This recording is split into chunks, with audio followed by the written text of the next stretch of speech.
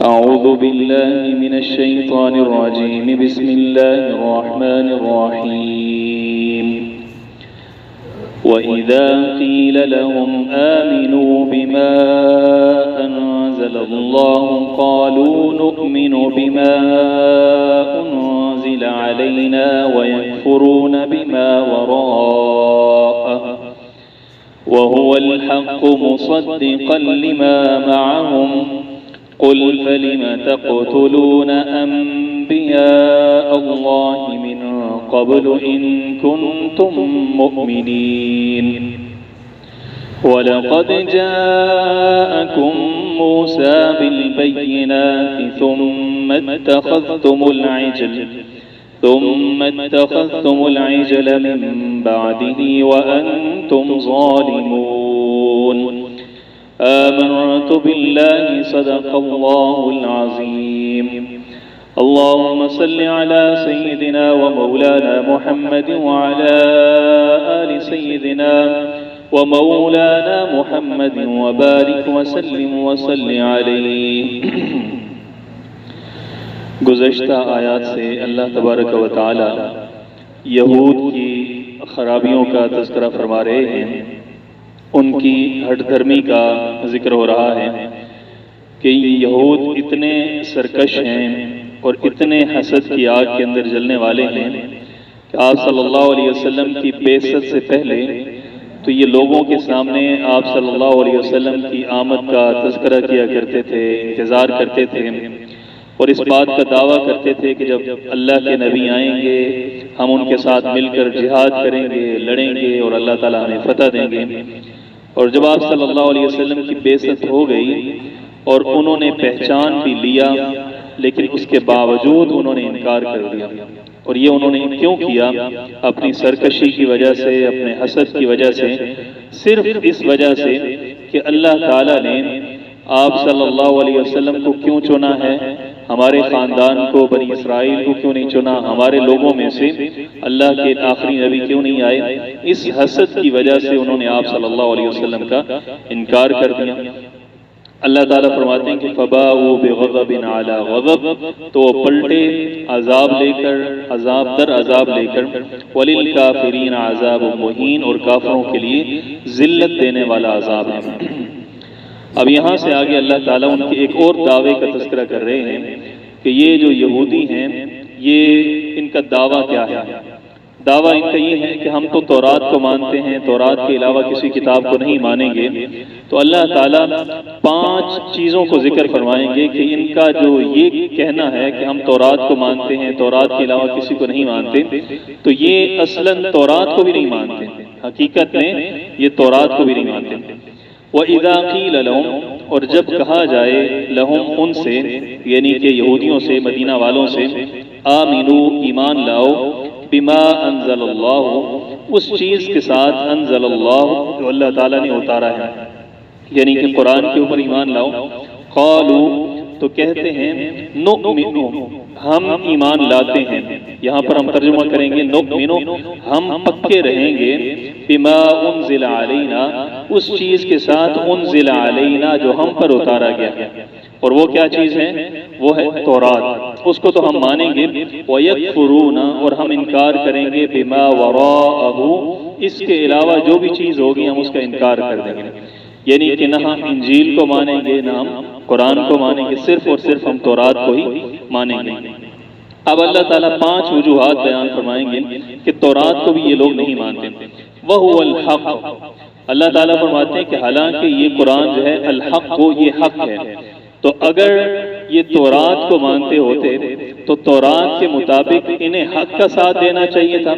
اب جب قرآن حق ہے، حق ہونے کے باوجود اس کو اگر یہ نہیں مان رہے تو اس کا مطلب یہ ہے کہ یہ تورات کو بھی نہیں مان رہے۔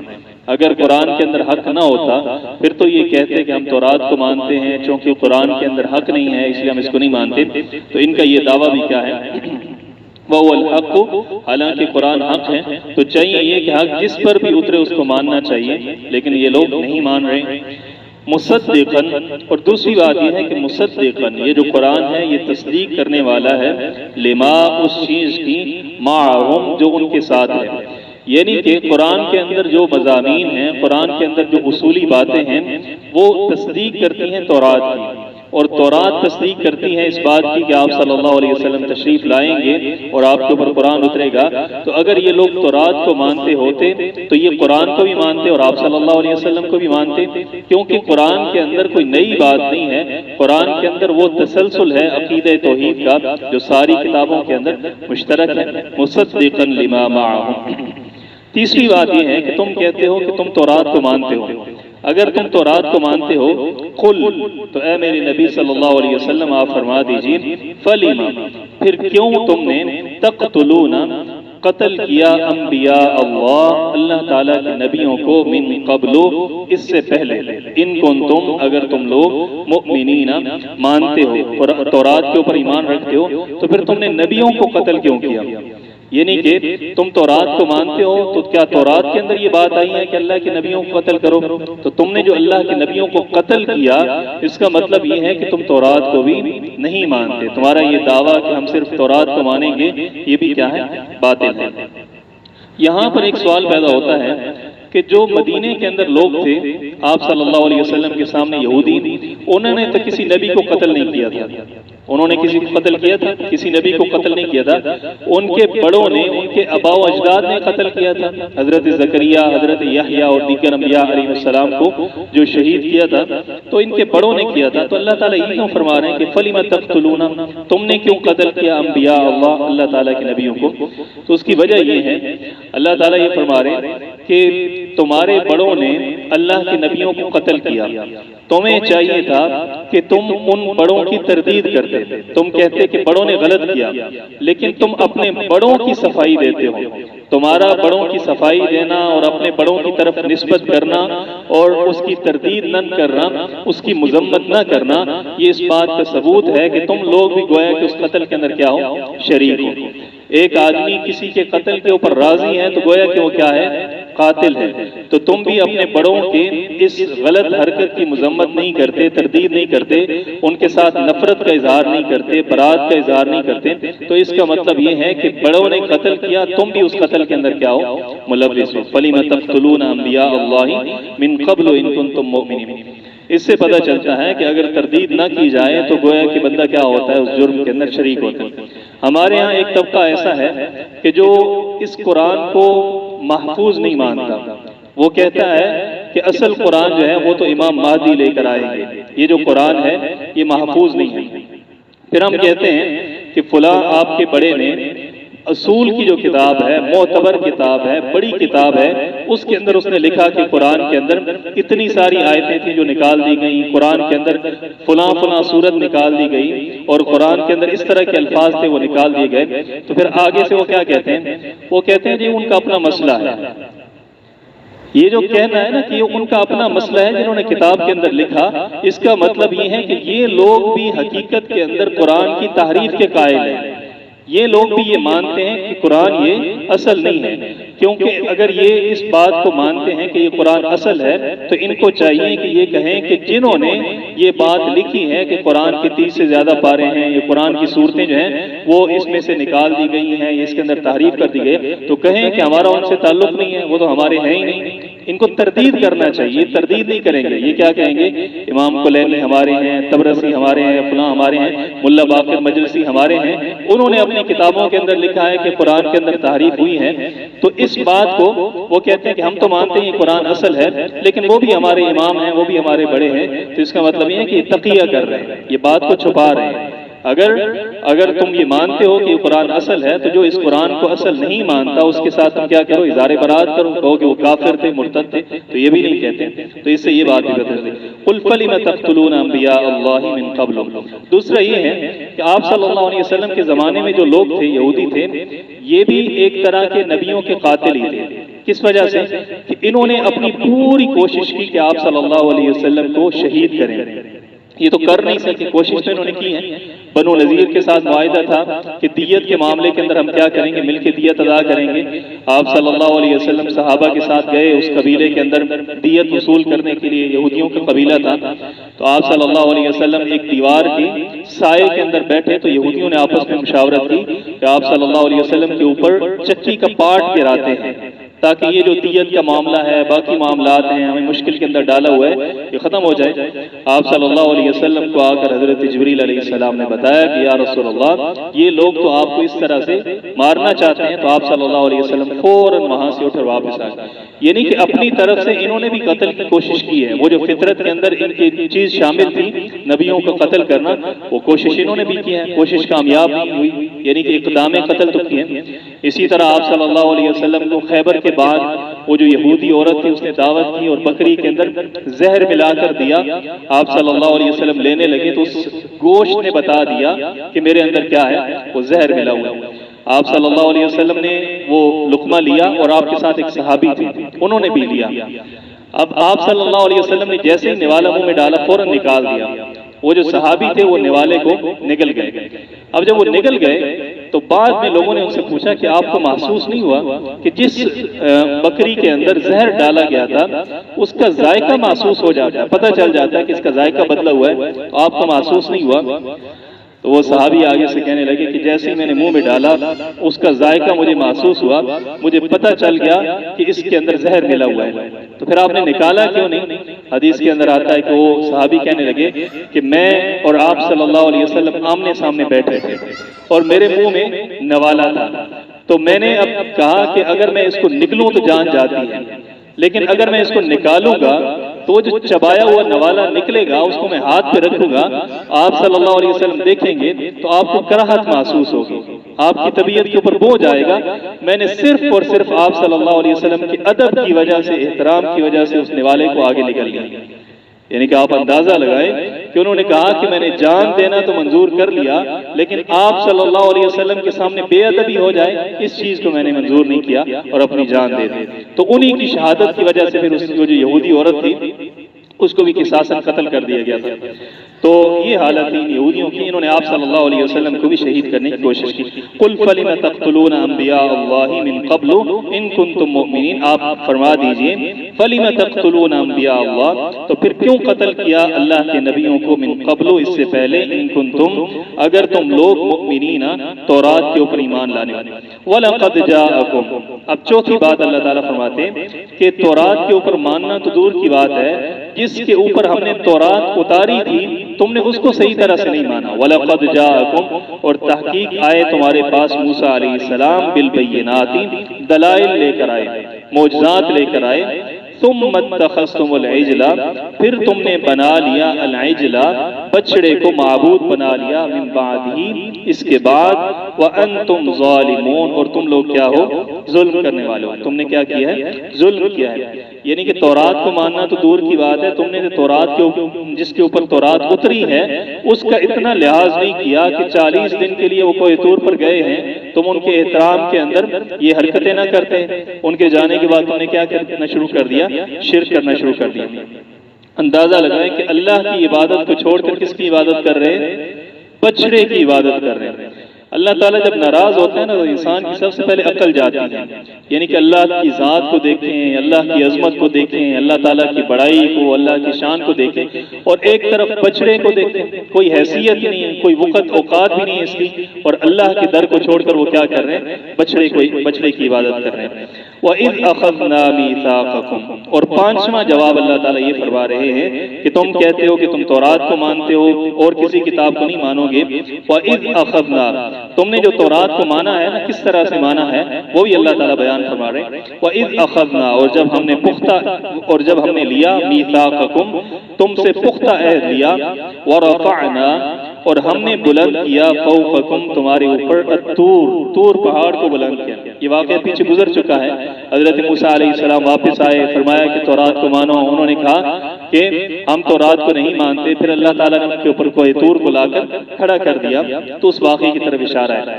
پھر اللہ تعالیٰ نے فرمایا کہ خذو، پکڑو، ما آتیناکم، جو ہم نے تمہیں دیا، بقوت، طاقت کے ساتھ اس کو تھامو، مضبوطی کے ساتھ اس کو پکڑو، ان احکامات کے اوپر عمل کرو، واسمعوا، اور غور سے سنو۔ قالو، تو ان بنی اسرائیل کے لوگوں نے کیا کیا؟ قالو، انہوں نے کہا، سمعنا، ہم نے سنا، وعصینا، اور ہم نے نہیں مانا۔ چاہیے تو یہ تھا کہ سنتے اور اس کے اوپر عمل کرتے، اس کو مانتے۔ یہ بنی اسرائیل کے لوگ ایسے ہیں کہ انہوں نے کہا سمعنا، ہم نے احکامات کو سنا، وعصینا، اور ہم نے اس کی نافرمانی کی۔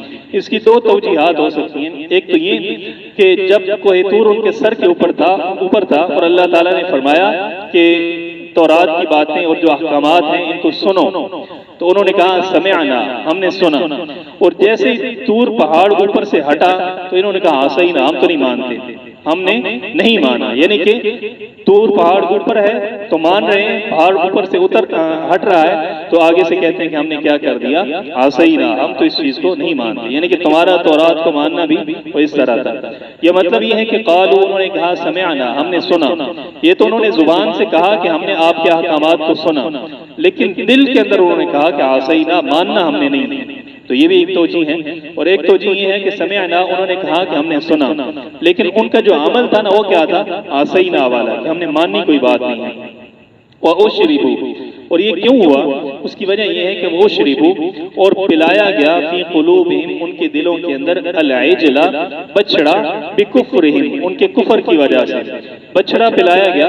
حالانکہ بچڑا تو پلایا نہیں جاتا، بچڑے کی محبت ان کے دلوں کے اندر کیا کر دی گئی، پلا دی گئی۔ ایک تمثیل ہے، ہم کہتے ہیں نا کہ پانی جب پیا جاتا ہے تو رگ رگ کے اندر پانی چلا گیا، جوس پیا تو رگ رگ کے اندر اس کی وہ محسوس ہوئی، اس کی تاثیر محسوس ہوئی۔ تو ان کے دلوں کے اندر بچڑے کی محبت اور شرک کی محبت اتنی زیادہ تھی کہ گویا کہ ان کو گھول کر بچڑے کی محبت کیا کر دی گئی، پلا دی گئی۔ وہ شربوا فی قلوبہم العجل بکفرہم، اور پلا دیا گیا فی قلوبہم، ان کے دلوں کے اندر، العجل، بچڑا، بکفرہم، ان کے کفر کی وجہ سے۔ قل، آپ فرما دیجئے، بئس ما، بہت برا ہے، یأمرکم، حکم دیتا ہے جس کا تمہیں، ایمانکم، تمہارا ایمان، ان کنتم مؤمنین، اگر تم مومن ہو۔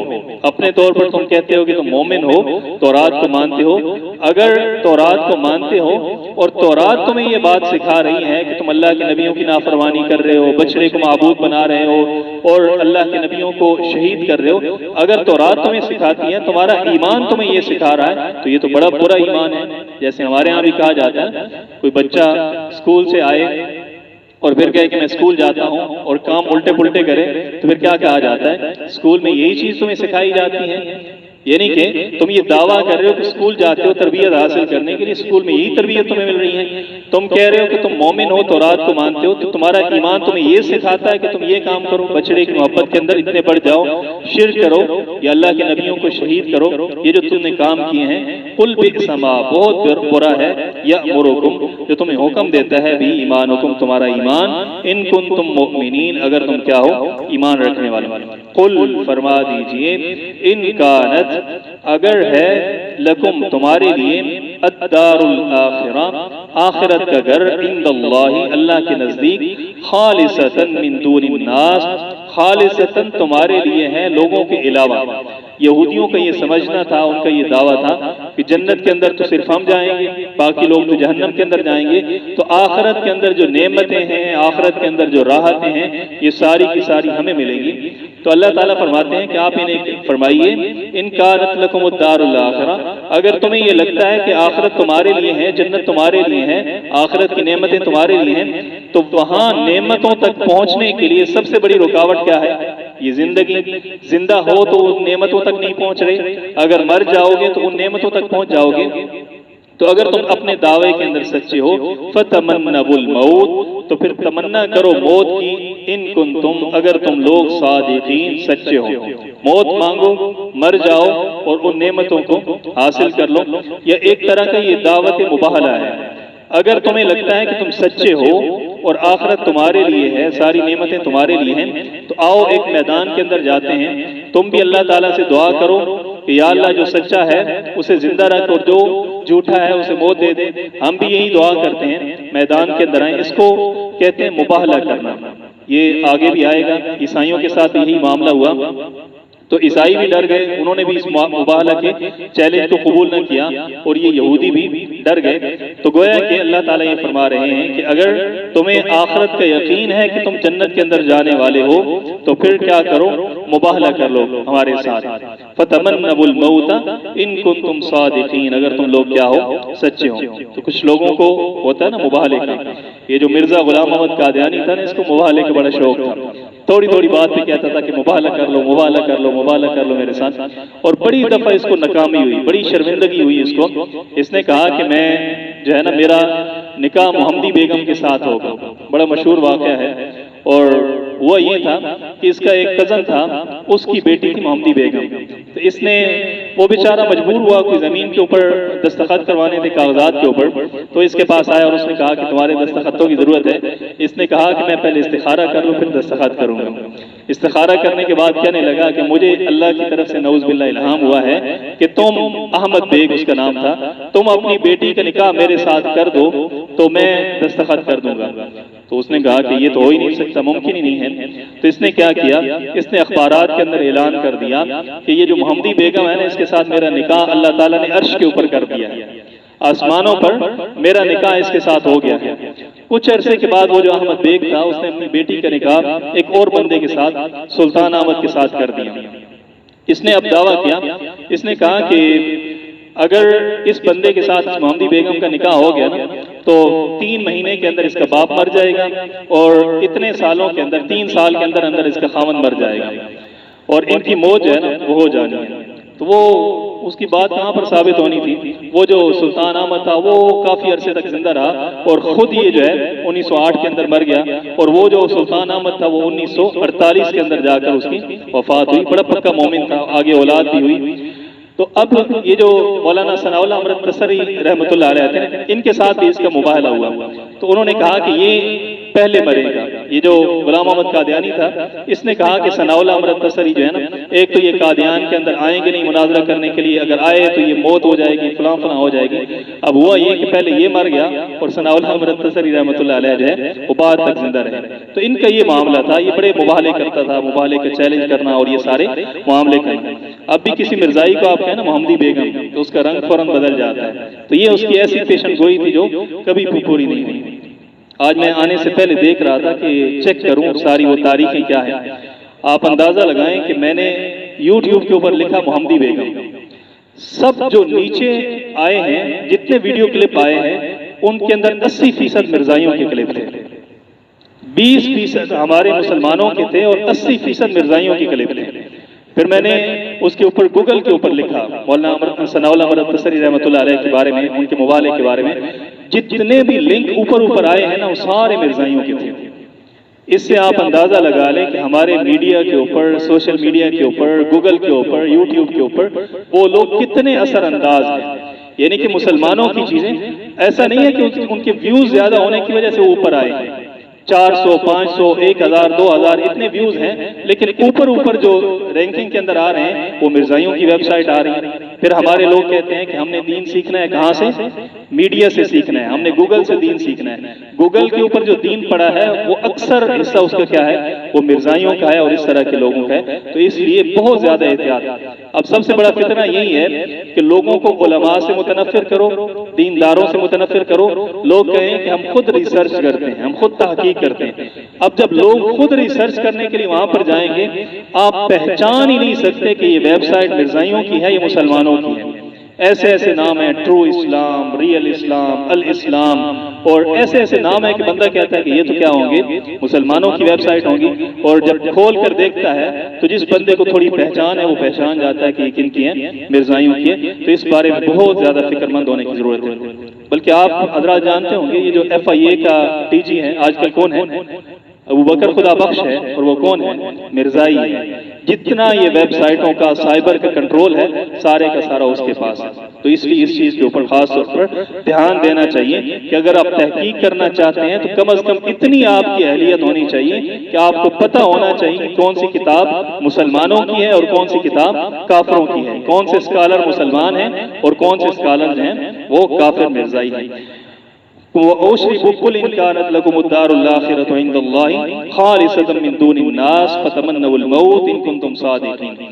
اگر تمہیں یہ لگتا ہے کہ آخرت تمہارے لیے ہے تو موت کی تمنا کرو اگر تم سچے ہو۔ وَلَن يَتَمَنَّوْهُ، اور ہرگز وہ لوگ تمنا نہیں کریں گے موت کی ابداً، کبھی بھی تمنا نہیں کریں گے. کیوں نہیں کریں گے؟ بما قدمت ایدیہم، بسبب اس کے کہ ما وہ شرکیہ اعمال، وہ کفری اعمال، قدمت ایدیہم جو ان کے ہاتھ آگے بھیج چکے ہیں. ان کو پتا ہے کہ ہم نے کیا کیا خیانتیں کی ہیں، کیا کیا خرابیاں کی ہیں، اس لیے یہ کبھی بھی موت کی تمنا نہیں کریں گے. واللہ علیم، اور اللہ تعالیٰ علیم جاننے والے ہیں بالظالمین، ظالموں کو. یہ قرآن کا ایسا چیلنج ہے. آپ دیکھیے نا کہ اگر ایک یہودی کھڑا ہوتا اور کھڑے ہو کر کہتا کہ میں موت کی تمنا کرتا ہوں، تو قرآن کیا ہو جاتا؟ قرآن کا دعویٰ نعوذ باللہ وہ جھوٹا ثابت کر سکتا تھا. لیکن کسی ایک یہودی کو بھی ہمت نہیں ہوئی کہ وہ اٹھ کر کہہ دے کہ میں کیا ہوں، میں دعویٰ کرتا ہوں اس چیز کا، موت کی تمنا کرتا ہوں. یہ قرآن کی سب سے بڑی حقانیت ہے کہ قرآن چیلنج دے رہا ہے. ایک جملہ ہی تو بولنا ہے کہ ہم سچے ہیں، اگر سچے نہیں ہیں تو موت آ جائے. لیکن اللہ تعالیٰ نے فرمایا کہ تمنا کبھی نہیں کریں گے، اور انہوں نے تمنا کی بھی نہیں. آپ صلی اللہ علیہ وسلم نے فرمایا کہ اگر ان میں سے کوئی ایک بندہ بھی کھڑے ہو کر موت کی تمنا کر دیتا تو اللہ تعالیٰ اس کو موقع پر ہلاک کر دیتا. فَتَمَنَّوُا الْمَوْتَ إِن كُنتُمْ صَادِقِينَ وَلَن يَتَمَنَّوْهُ أَبَدًا بِمَا قَدَّمَتْ أَيْدِيهِمْ. اور اللہ تعالیٰ نے فرمایا کہ یہ موت کی تمنا نہیں کریں گے تو آپ نے پریشان نہیں ہونا. وَاللَّهُ عَلِيمٌ، اللہ تعالیٰ جاننے والے ہیں بالظالمین، ظالموں کو. وَلَا تَجِدَنَّهُمْ، اور آپ ضرور بھی ضرور ان کو پائیں گے، یہودیوں کو، احرص الناس، زیادہ حریص پائیں گے، زیادہ لالچی پائیں گے لوگوں میں سے، علی حیات، زندگی کے اوپر. ان کو جان بڑی پیاری ہے، یہودیوں کو زندگی بڑی پیاری ہے. اور زندگی بھی کیسی؟ جو لمبی زندگی ہو، جو راحت اور سکون والی زندگی ہو. وَمِنَ الَّذِينَ أَشْرَكُوا، اور ان لوگوں سے بھی زیادہ یہ لوگ لالچی ہیں دنیا کی زندگی کے اوپر جو شرک کرنے والے ہیں. مشرکین مکہ سے بھی زیادہ یہودیوں کو دنیا پیاری ہے، زندگی پیاری ہے. اللہ تعالیٰ نے یہ بات کیوں فرمائی؟ اللہ تعالیٰ نے اس لیے یہ بات فرمائی کہ یہ جو مشرکین مکہ ہیں یہ تو کہتے ہیں کہ یہی زندگی ہے، 60 سال ہیں، 70 سال ہیں، 80 سال ہیں، مرنے کے بعد پھر کوئی زندہ نہیں ہونا، پھر کوئی قیامت نہیں ہے، کوئی جزا سزا نہیں ہے. تو ان کے لالچ کرنا سمجھ میں آتا ہے کہ وہ لوگ کہیں کہ 60-70 سال ہے، مرنے کے بعد پھر کوئی عیش آرام راحت نہیں ہے. تو اسی 60-70 سال کے اندر ہم نے ساری عیش اور ساری راحتیں اور سکون حاصل کرنا ہے. تو یہ اگر لالچ کریں تو سمجھ آتی ہیں. یہودی جو کہتے ہیں کہ جنت ہمارے لیے ہے اور ساری نعمتیں ہمارے لیے ہیں، ان کا لالچ کرنا سمجھ میں نہیں آتا. وَمِنَ الَّذِينَ أَشْرَكُوا، اس سے پتہ چلتا ہے کہ یہ جو کہتے ہیں نا کہ آخرت ہمارے لیے ہے، اصلاً ان کا اپنا دل بھی اس بات کو تسلیم نہیں کرتا. ان کو بھی پتہ ہے کہ ہمارے کرتوت ایسے ہیں کہ ہم نے جانا جہنم کے اندر. وَمِنَ الَّذِينَ أَشْرَكُوا يَوَدُّ، چاہتا ہے، أَحَدُهُمْ، ہر ایک آدمی ان میں سے، لَوْ يُعَمَّرُ، دیا جانا عمر کا، أَلْفَ سَنَةٍ، 1000 سال، 1000 سال لمبی ہماری عمر ہو. ہر یہودی چاہتا ہے کہ ہماری زندگی جو ہے وہ 1000 سال کی ہو جائے. وما ہوا، اور نہیں ہے، بمزحزحہ، یہ عمر کا لمبا ہونا، بمزحزحہ، ان کو بچانے والا، من العذاب، عذاب سے، ان یعمر، اگر ان کی لمبی عمر کر دی جائے، اگر 1000 سال بھی ان کی عمر کر دی جائے، پھر اگر یہ مر جائیں پھر بھی انہوں نے کیا ہونا ہے؟ عذاب کا شکار ہونا ہے. واللہ بصیر، اور اللہ تعالیٰ دیکھنے والے ہیں، بما یعملون، جو وہ عمل کرتے ہیں. اللہ تعالیٰ عمل کرنے کا دیکھنے. الحمدللہ رب العالمین، والصلاة والسلام علی سیدنا ربنا آتنا فی الدنیا حسنۃ وفی الآخرۃ حسنۃ